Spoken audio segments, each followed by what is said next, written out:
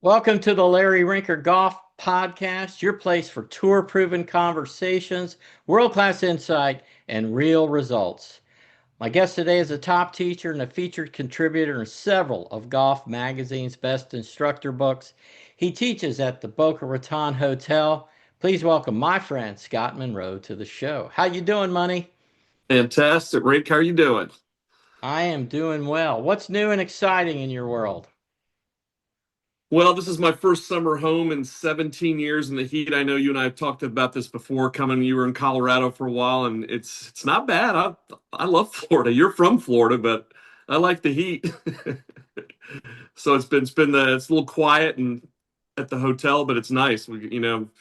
Steady lessons, playing in the morning. Doing whatever you do in the afternoon. Yeah, something besides golf. Right. But yeah, it's hot. But if you get out and play, we get cloud cover. It's not too bad. But do you have a new student Yes, that I'm really wants to get really good at this game and they want to spend a lot of time with you?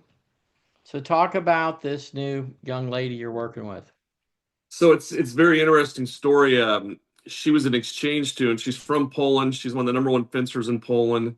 She's 15, very tall. She's almost 6 foot. And a friend of mine who I played the Australian tour with was at this course in middle of Victoria. It was all cattle country. She was an exchange student, and so they started talking, and she was telling him what she wanted to do. So he calls me out of the blue. I haven't talked to him in like 30 years, and came over and she wants to really work on her game. It's interesting because fencing, what I do, like, I ask you questions about playing the guitar. I had a lacrosse player 25 years ago. I didn't even know what lacrosse was, being from Indiana. And I've had pro hockey players and um, just any sport that I want to find out, okay, where are they coming from and where do we need to go with them? So it's been very interesting. Uh, Yesterday we played a hole. She hit it 230 off the tee, and then hit the Boca Resort and 16th hole is one of the hardest par fives in Florida.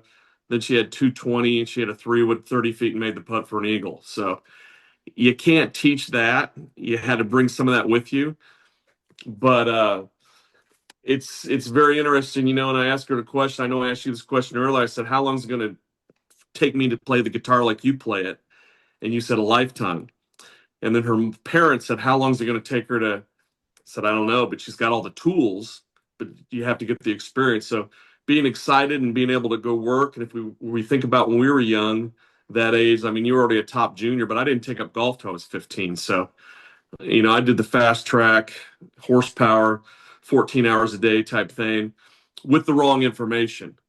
But whatever I got was consistent from repetition. And that's, we've talked about this over the years and all the people we've had on your shows. And, just think if we could go back in time and have the right stuff to do for the way that we're built, you can always crystal ball that and say, God, what would happen then? So, Right. I really like doing that with somebody and, learning about fencing, and it's very exciting. To me, when you get a great athlete, a lot of times, if you don't mess them up too much, you can actually, they can hit the ball. You can get them hitting the ball, but this whole thing from inside 100 yards and how do you hit it close from 30, 40, 50 yards, bunkers, short game, all the things that you do to score, putting, and then you get in different situations when you go play and then there's also just the strategy of playing and how do you stand up on a hole and make sure you don't hit it left in the water or out of bounds. How do you stand up on 18 at Pebble Beach and not hit it in the ocean? So I think that's what you're going to do for her. I think she's in great hands with you because I believe you guys are going to spend a lot of time in the golf course. Yeah, and I've done that I had another student, same thing. I knew he was never going to practice, so we spent our entire time on the golf course. Now, we might hit 200 shots because keep pulling the balls out of my pocket. It's unlimited amount of balls on a certain shot in a situation, and that's if I went back in time, I wish I would have played more golf and hit less balls. I read something somewhere that you're supposed to hit 1,000 balls a day, so I went that route. and I don't think that helped me at all. You have to balance your whole game. You can't just work on one part all the time and say, okay, this is the part of my game. I can't hit it. So if I can't hit it, who cares how good I am with my short game and putting?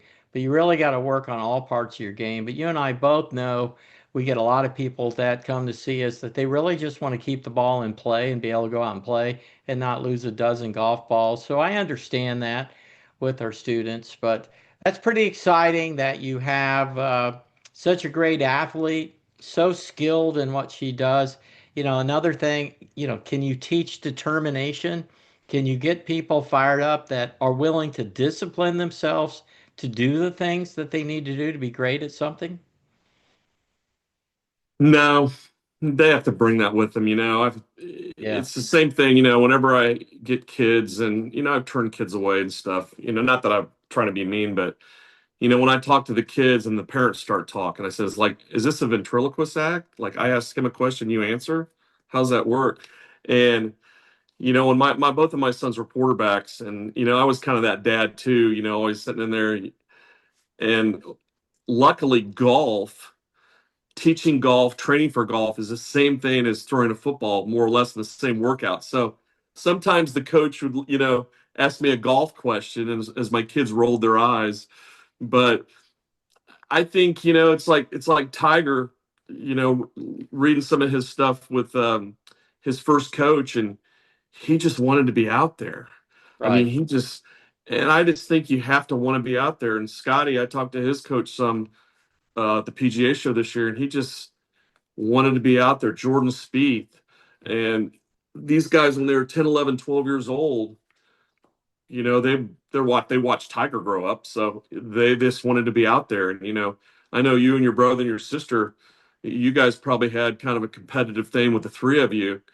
And then other people, oh God, here comes the Rinkers. We don't have a chance. They're playing in a tournament. But I gave Herschel Walker some lessons, and Herschel Walker was the slowest runner in his family.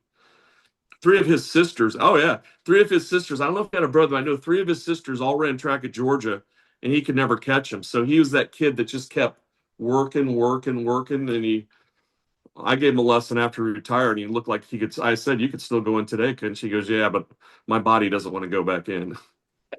You don't want to get hit again. So, Scott, we had an interesting thing happen about 5 or 6 years ago at the PGA show. And we were there, and we had a gentleman that had contacted me, and he wanted to talk to me. Said that he had uh, a way to help golfers with music. Here, you and I are with Chia Chou on the right and his business partner JJ. But anyway, one thing led to another, and here we are at the Ritz-Carlton Golf Club, and now here we are on the back of the range at the Ritz-Carlton, rainy afternoon. And Chai Chow is a concert pianist, classically trained, and he uses sounds and things to help you with uh, getting your swing or helping you do things. And he's not a golfer, but he asks you a question: what are you trying to achieve? And you tell him, and then he says he comes up with something, and then he tells you that. So here you guys are. Uh, Larry, you got to mention too that this is 3 days after this is I was on the PGA floor for 3 days. All I want to do is drive down here to Boca, and it's 50 and it's raining sideways. so anyway, here he is. Here he is, and this was for you. This is what he told you for your swing. So this is for Scott.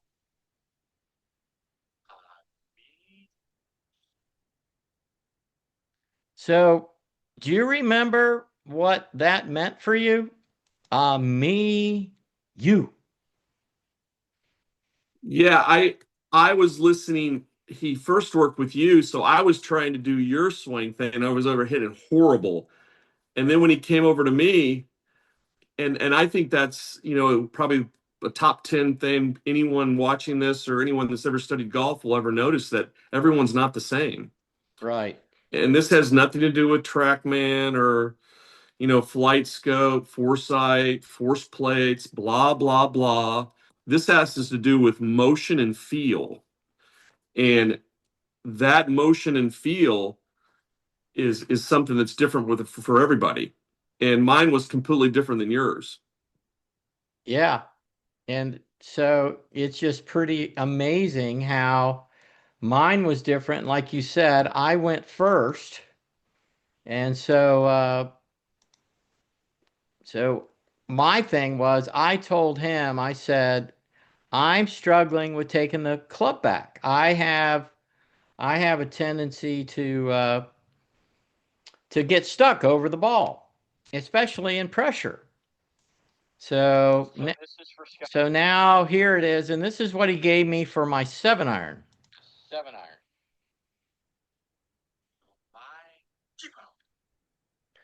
So T is at the top, and then pow is when you hit it. And then he said, okay, here's a driver.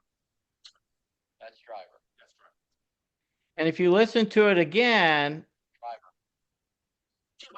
the my T-pow, but the my is longer Yep. because I was trying to get a longer backswing. But the U was something kind of some motion flowing from the target to my ball, and then the my was the club moved, and then T was start the top and pow was hit it. Now, being a musician, I've tried everything from a rhythmic standpoint of 1, 2, 3, 1, 2, waltz, or 1, 2, 3, 4. Sneed talked about a waltz and all this. Nothing ever clicked, but when it was you my T-pow, it was like, that's my swing. That's the rhythm of what I do. Larry, And do you remember when we were meeting and talking in the dining room there at the Ritz-Carlton? I go, well, I was trying to be cool. I've read Cybernetics. I've met the guy, and bounce hit was the tennis, and then 1, 2, and then he looked at me and goes, "That doesn't work." I go, "Get your jackets on. We're going outside in the rain." yeah, well then he came And he was back. correct, and he was correct, like you just Yeah, said. yeah. But anyway, he comes back a year or two later, and I think I was the first one in America that, is a pro and teaches golf and played the tour that he actually talked to over here. But he comes back and now he's focusing on putting. Yep. And one thing we've learned thanks to Blast Motion, which is endorsed by Brad Faxon, that it's not a pendulum stroke where the amount of time the backswing takes in putting is the same amount of time as the forward stroke. So I what we taught had that found, wrong. I taught that wrong for like 30 years. so what we found out was the average backswing on tour was zero point 0.6 seconds, and the forward stroke was half of it, Yep. zero point 0.3. So if you're a musician, it was one and, not 1 and 2. And so he comes up and he's like, Annika, Yep. Annika. It's not Annika, and then you hit it. Right. And then if he wanted you to hit your putt further, the ka on a ka was louder to Yep. get you to hit it further. But I thought it was amazing. And then since you and I saw him, he's gotten together with Brad Faxon and other people. And Well, we kind of said, I don't know who you set him up with, but I set him up with, all my friends, Ledbetter, McLean, um, Mike Adams, a lot of people, and set him up with Claude Harmon, and everyone that when someone comes in there and I'm telling, look, I can sell it, you can sell. I said, look, you got to give this, and so many people call me back and they go, oh my God, my numbers changed on like TrackMan or Flight Scope or whatever you're using, Foresight. My numbers can change in like 2 or 3 swings. And I don't think anybody's that good a teacher that could do that for somebody. And it can last, and you can take it to the course. right. So, Scott, why do you think so many teachers are still trying to teach the same mechanics to every student who walks through their door? Because they're not very good players, and they never were. Right. And I re I really don't, and I'm believe. not. You told me that I was a donator the other day, and I can't stop laughing about that. When I Well, turned pro and came down the mini tour, leaving the Australian tour, man, I thought, I'm coming from Indiana, man. I just got done with the Australian tour. When I went to Florida, it wasn't good. Talk about getting smoked if you're not shooting 68 or better every day. well, there's some guys that get their money back, and there's some guys that donated to the pot. So I broke that's even. that's why. Well, breaking even is good. If you're a mini tour player, breaking even is good. But why do you think we have people that think that they should teach the same swing to everybody? I had somebody post on my social media in the last 24 hours like, well, you can't fight the science. There's a lot of ways to swing, but there's really only one perfect way to swing because of his science. Well, there is science, I think, and here's the thing. If in a perfect world, I'd want the scientists over here in this part of my brain. I'd want to see some numbers and look at some stuff. Okay, this is over here. There's certain people I would never show that to. And, talking about our friend Mark Long, none of it's accurate. I mean, it's okay, it's close. And the lines you draw down the line when we used to just use the Sony cameras, the real nice. I've got bagfuls of those that are obsolete. That motion is not, now that they have 3D, it's still good. But at the end of the day, here's what no one talks about, Larry. And we talked about this before: is what's your shot pattern? And if I'm giving you a lesson, you come to me off the tour, I want to see you hit 40, I don't know, 40 or 55 irons. I want to see a pattern. Then maybe we work on something. And you tell me, you go, I don't want to hit it left ever. Okay. And I don't want you blocking it either. So what's your shot pattern? And I think with the modern ball and the modern clubs, everything's tighter now. There's not big fades or big hooks or draws. Everything's kind of tight. And it's kind of like you want the ball to go to the pin or right of the pin. You want the ball to go to the pin or left of the pin. And I don't hear a lot of this. And if you troll the web and you troll the top 20, you know, guys online, nobody talks about that. And Right. I know playing on the tour and being around tour players, I want to know about not where I want the ball to go, but where I want the ball not to go if it doesn't go to my target. Right. And I think I tell my better players that I work with, I I want you practicing with a purpose. So Yeah, okay, we're gonna hit draws into a flag that the ball never misses right. You can miss to the left, but you can't miss right. And then we're gonna hit draws in where you can't miss left. Let's say you got a back left hole location and a pond left of the green. Okay, you got to draw it, but can't miss left. hold And on then draw. you do the same thing with a fade. Let's hit fades that it never goes left, and then let's hit fades where it never goes right of a certain place. Because when you go play, I mean, that's really what you're doing when you go play. And I think that's what, good players really, once you get your swing, you really want to be working on those types of things, shot shape, as you say. So I had Doc Wright on my first podcast last week, Scott, and with Wright Balance, there's three swing models. There is upper, mid, and low core. And this is the newest 15 core subregions now. But Oh wow, bottom line, there's just upper, mid, and low core. nice. And we can talk about the characteristics, and these are the things that you really need to match up.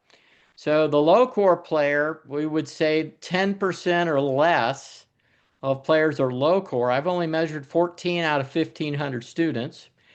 But notice strongest grip and number one, number four, hips rotated the most at impact.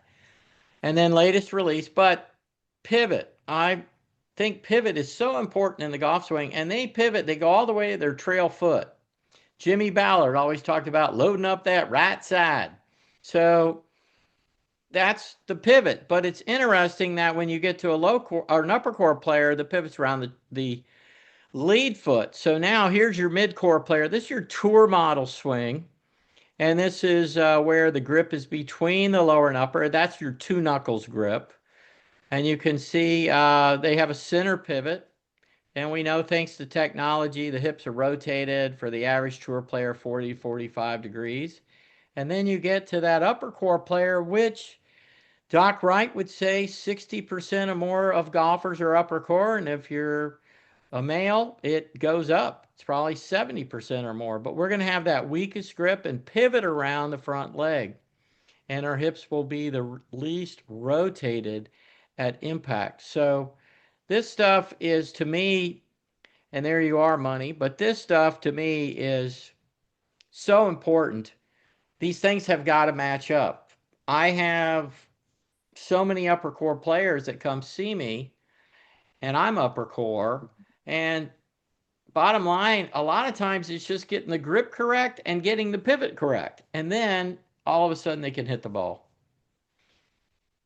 Well, yeah, and Doc, I mean, I've known Doc for a long time, and I mean, I read his book before I knew him. His book on the mental game. In fact, I just found that book, Larry. I was going through some books, in the storage, and I found his book, and it's just great what he's done. E.A. Tischler's does it a little different way. Mike Adam does it a little different way. There's a chiropractor in Japan that can measure both of your quads and tell you what you are similar. But to be able to go into a lesson, I think that's more important to get someone set up. You don't have to show them any numbers. They're going to see them. The minute they change it up. I mean, over the years, I've had some lessons. I know you've had a lot of lessons when we were on tour, but I was trying to get to where you were. And I've had lessons where I'm hitting it right and I'm a lefty. We're both lefties playing right-handed. And they wanted me to strengthen my grip. And then I just started smoking it right under pressure. On the range, I did okay. But the minute I got on the golf course, I mean, the biggest blocks in the world, which, you don't want to block when you're aiming left. So, or then you can pull it too. So Yeah. being able to, when you double cross yourself like that, you just can't play professional golf, top amateur golf, or even it's no fun to not know where the ball's going. You want to know where it's not going, not where it is going. Yeah, I think no, standing up on the tee and not knowing if it's going left or right, that's a bad place to be, and we've all been there. That's no fun. But it's just interesting how your grip's got to match what you're trying to do. And so much to me of right balance is getting matched up. I had someone say, I've been trying to blend all three. I've got low core characteristics, mid core, and upper core. So we have so many people that that's the thing. And unfortunately, the industry doesn't differentiate these models like Doc Wright has, where we at least have, okay, if I'm this, then these things go together. It's kind of like putting your wardrobe together. Some things you wouldn't wear, right? But Right. you have to understand what goes together. So switching gears here, money. There is a lot of talk today about the low spinner on tour. And are you a hold release guy? And here's a hold release. There's the low spinner hold release. Yep. Or are you more of a throw release when you're hitting pitch shots around the green or shots around the Both. green? Both. It depends on You're the both. shot. Okay. But go back a second. It's ridiculous that someone could come out and say, you know, this is the shot. And again, the first thing I'm going to ask when I played in Australia, literally, I mean, it was like playing on concrete certain places. And I'm out there with a ping I2 L wedge and a ping I2 sandwich. Now imagine that. Now I actually had it ground at the factory. Karsten didn't know, but there were some that your tour rep used to grind them a little bit. And I used to try to play everything off the toe, but there were situations where that could. So it's all about the grass. Right down here now, they're really watering. If I put that ball back and my handle ahead, and I don't use some verticals, and like you've said this before, is coming around with the handle. There's all these things, and remember, tour pros can do a lot, but the Havoc camps and Joe Schmo that they're trying to get a stock shot. I mean, why would I would never do that to somebody. So, it depends on the situation, but it's funny that what you just showed in that second screen was Sevi and Tiger with a 56-degree wedge. Those Right. guys don't need a 60. They have them, but they don't need them. Being able to Yeah. put that kind of spin and loft and softness on a ball. Well, if you look at this low spinner shot, which you see Spieth and a lot of guys playing, the key thing is the handle's got to go up and around. I mean, if you don't do that, you're going to stick it straight in the ground. You aren't going to be able to brush the grass like that. Yeah, And with no bounce, if you go down just a little too much, if that handle doesn't come up, you'll stick it in the ground. If you hit a half inch behind it, you chunk it. Whereas with the throw release, you're hitting it with a lot less shaft lean. You can see here the shaft lean at impact is only 4 degrees. So if I've got 8 degrees of bounce on my wedge, which I have, I've got 4 degrees of bounce. So now I have room behind the ball to hit the ground, and I'm still going to hit a good shot. And that's the thing about the bounce is you can hit the ground behind the ball and still be okay. And there is your Sevi, as you say. This is what I saw in the early 80s when I got to play with Sevi. But now this is the popular shot, these low spinners. And I see guys playing these shots all the time, Money, where they've got to land the ball short of the green to get it close to the hole because of the trajectory. If they land it on the green, it's gone. that Well, doesn't you work and on I that both doesn't know work how on Bermuda. you and I both know how inconsistent the fringe can be. Yeah, especially if it's Bermuda. That Right. might that might work in the British Open, or again, that might have worked in Australia, but it's all about the conditions. Nobody talks about all these articles. There's not like a warning, this is not going to work on Bermuda. Warning, the ground better be really, really hard for you to do this. Right. Right. So, I mean, that's where you talked about the experience factor. And, being from Florida, it was a lot tougher coming from Indiana when I went to Georgia Southern. And I have no idea what I didn't know what grain was. It took me like 10 years. It's tough if I you're was from playing the with Scott north. Dunlop one time, and he goes, "This is into the grain. You know what that is?" I go, "Yeah." I go, "No." He goes, "No, you don't." I go, "Yeah, I don't know what it is." He goes, "I'm not going to tell you either."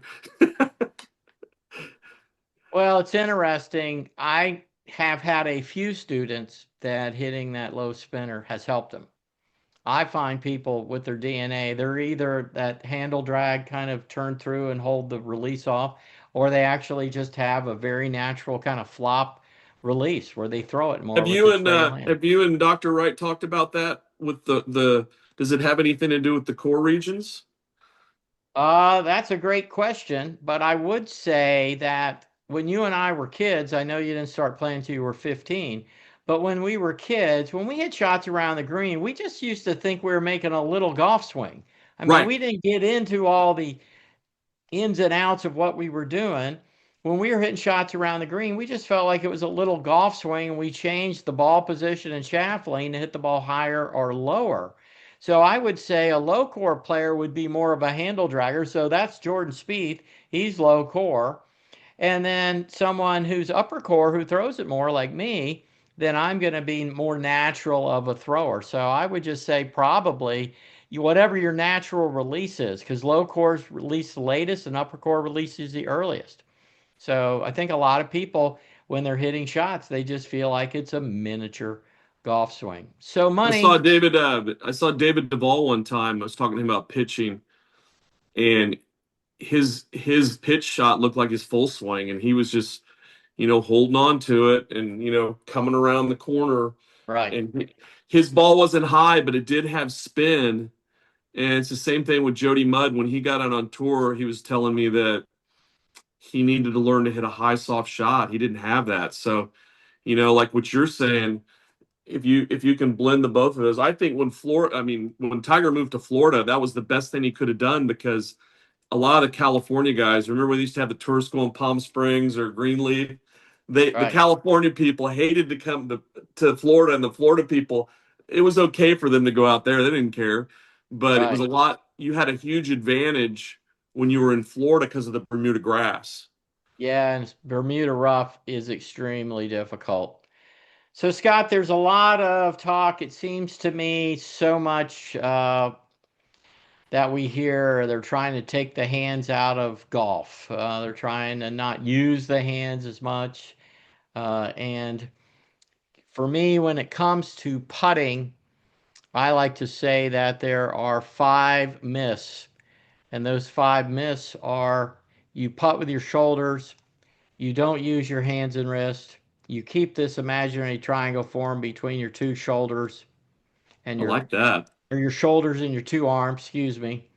It's a pendulum stroke or rhythm. We talked about that, and then you have to aim perfectly. So all of these things here are just faults in my world, and they're faults because I believe that the biggest myth in golf is the big muscles control the little muscles. So if you're trying to control your arms, hands, and wrists with your shoulders, that's your big muscles trying to control your little muscles. But for me, and if you want to be any good at this game, you better understand what you're trying to do with a golf club with your arms, hands, and wrists, the little muscles. And the big muscles, and we talked about this the other day, the big muscles are pretty smart, and we don't necessarily have to consciously tell them what to do when we swing, do we? No, not at all. So it's just, so interesting how I have so many students come down to see me for a putting lesson, and they're locked up. They're trying to putt with their shoulders and not use their hands and wrists. Keep the try. I mean, of these five things, some might say, I'm trying to do all five of them. Right. And I jokingly say to them, well, if that was working, you wouldn't be here, would you? Yeah, I think too now it's a little with a blade putter or a toe weighted putter, it's more than what you just said.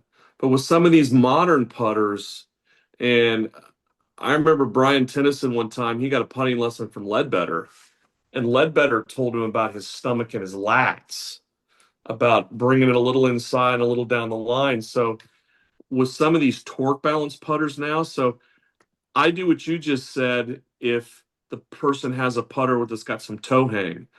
But if they show up with a torque balance putter or lab putter or something, I'm actually going back to what you said earlier about that on a cup Right. and more of a tap, a little inside, but kind of holding it down the line. So if I've got a torque balance putter with a baseball handle grip and I've got a little bit of the yips, now there's you've got to be a little more flexible with what you just said. But the best putters ever are what you just said, with a putter that's either, toe hang like Fax or Crenshaw, or mid toe hang, like Tiger, you or so that is better for that. But when someone gets the yips, sometimes they have to be relaxed, but I think they have to. I don't like the shoulders either, and Well, I just being think able to. people get the yips because they're trying to take their trail hand out of their putting. They're trying to take the wrist out, and I think that's a big reason why they get the yips. And so you use that word, a little hit. I like there to be a little hit. When I hear on a cuh, I hear on the cuh, there's a hit, there's a tap. And I think people that are trying to putt with their shoulders and not use their hands and wrist, they stink when it comes to distance control. And when we see them on slower greens, like you'll see in the Open Championship, I don't think they putt as well as the guys that are using their hands and their arms and their wrists to putt more. No doubt. And it's funny you brought that up because after with Chow, I actually had a guy that had the yips really bad. He was claw every putter. I said, you know what? Take my putter, as a copy of a Scottsdale answer. And I told him, get set up, and I just wanted you to go on a cut. And then I had him do it with his right hand only. I mean, his right hand was like flinching. And when I said on a cut on that, he hit it perfect because his brain was going, whoa, what's happening? Now, I don't know how long it's going to last him because he had the yips so bad. But yeah, that's interesting that you say that. Well, when someone has the yips, we know we have to change something. And because they've got to a fried neurological pathway going on. So we've got to change something. I had the yips twice. It somehow became a pretty good putter. And so there is hope and there are ways to get out of it. So, Money, it's been great having you on the show. If anybody wants to find you, scottmonroegolf.com. And there he is. He's at the Boca Raton Hotel. Money, always a pleasure to catch up with you, my friend. Thanks, Rink. That was fantastic. Yeah, this is good. Good to be back on there. I know we had some great shows on when you were on XM Radio. That was, a lot of people followed you and they love that show. I think, what you said earlier. It's just trying to get more instruction. A lot of the stuff now on XM Radio is it's kind of social. I don't want to talk about football games. I want to hear about learning golf, teaching golf, golf tips, golf stories more than I want to hear about if you and I just sit there and talk to each other for, 2 hours. Right. Well, I want this show to I hope be I don't get in yeah. trouble for saying that. Well, I want there to be some nuggets here. I want there to be some things where people say, "Hey, I want to go try this." We talked about this with putting, and so I would just say to people, and this is the way I got out of the yips the second time, but putt looking at the hole and Yep, feel what you do looking at the hole. And when you putt looking at the hole, your natural stroke shows up. And my friends that have sand putt labs, they say no two strokes are alike. So that's if you're trying to interesting. copy somebody's putting stroke, why don't you try and find what's your natural one? And then we can teach you how to control the face and distance, and then also learn how to control this crazy mind of ours and focus. Because to me, the most important thing in putting is commitment. Are you over the putt and during the action of the stroke the whole time saying, I'm making this putt? This is going in. That's to me the most powerful thing you can have in putting is committing to making putts. And you can do that in putting, and then you can take that philosophy throughout your whole game. Well, Money, That's always good. a pleasure to have you on, my man. Thank you. That was fantastic. It's great. And, I just think that, we're gonna keep doing this with everything we're doing, and it's gonna be a lot of fun having this podcast back. I can't wait. I know you've had some great people in the past. Everybody wants to come back and be on your show. Well, thanks. I appreciate that. I really like having people on that I learned from. I think that's a big part of what we're doing here, and having the people that have taught me things, and you've done that. We all have worked on that. So great having you, Money. I've got one tip for you. And that is Don't stand up in a canoe. don't stand up in a canoe. Well, I'm Larry Rinker. You've been listening to the Larry Rinker Golf Podcast. Till next time, keep swinging.